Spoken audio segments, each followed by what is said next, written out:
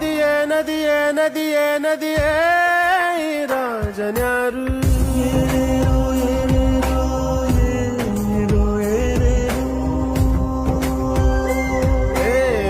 ವಿಧಿಯೇ ವಿಧಿಯೇ ವಿಧಿಯೇ ವಿಧಿಯೇ ವೀರನ್ಯಾರು ಒಂದೂರಿನಲ್ಲಿ ಒಬ್ಬ ಪರಾಕ್ರಮಿ ರಾಜ ಇದ್ದ ರತಿಯಂಥ ರಾಣಿಯೊಡನೆ ರಾಜ್ಯಭಾರ ಮಾಡುತ್ತಿದ್ದ ತಾನು ತನ್ನ ಪ್ರಾಣನೇ ಪಣವಾಗಿರಿಸಿ ಕಾಪಾಡೋ ಶಾಂತಿ ದೂತ